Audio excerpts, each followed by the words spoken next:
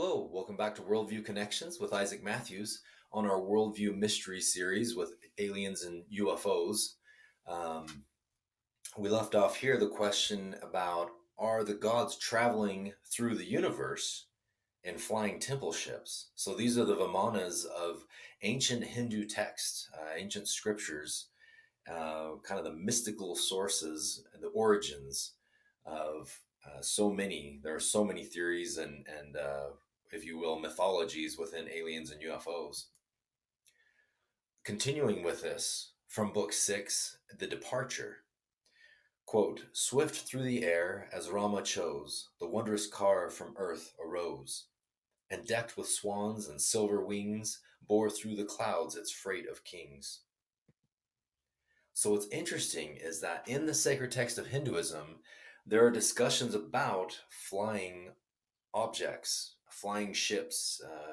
The Chariots of the Gods is a book by Eric von Daniken. And so he discusses the Ramayana and the Vimanas, um, suggesting they were space vehicles. And this is kind of a diagram, um, people trying to figure out exactly what's going on. I like this picture on the right, bottom right, that shows that maybe they used the Stonehenge to land their ships on. These ancient astronauts. There are passages also in ancient Jewish and Christian scriptures in the Bible. For example, what is called the Nephilim had children with the daughters of men, or in other words, aliens breeded with human women, is how ufologists and these people that would look back into ancient texts and see this. This is referring to Genesis 6 in the Old Testament or the Hebrew scripture. So the word Nephilim, there's a debate going on with that, just as a side note, between giants versus alien species, or, the more conservative views of religion would say these are righteous men having children with wicked or worldly women.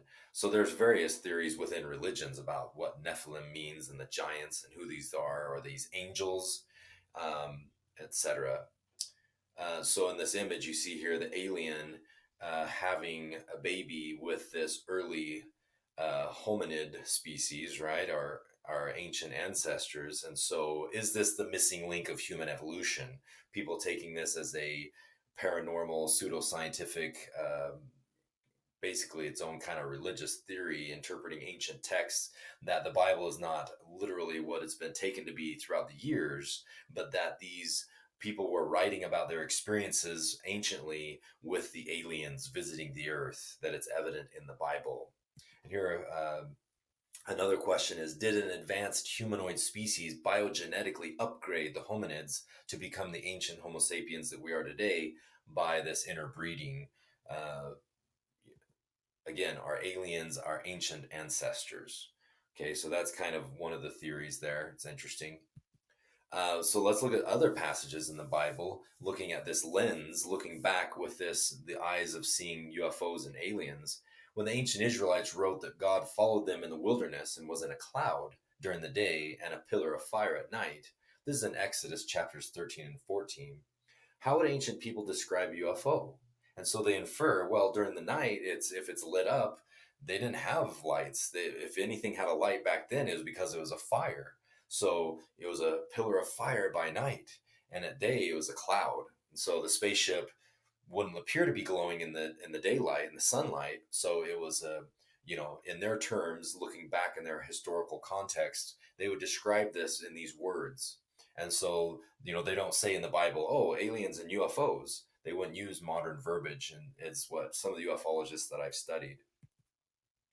Again, looking more into the Bible with this video and the next video, the references in ancient Jewish and Christian scriptures, here is a reference to the Ark of the Covenant that Moses and the Israelites had anciently, the Ark of the Covenant and the Urim and Thummim. They posit that these were high technology, perhaps from alien origins given to Moses and the priests of Israel. So these stones would glow and guide them. Were these communication devices from the gods, the alien gods? And was this Ark of the Covenant, which also had the potential of killing people, was this some kind of a tool from the gods? So stay with us. More about this with Worldview Mystery Series.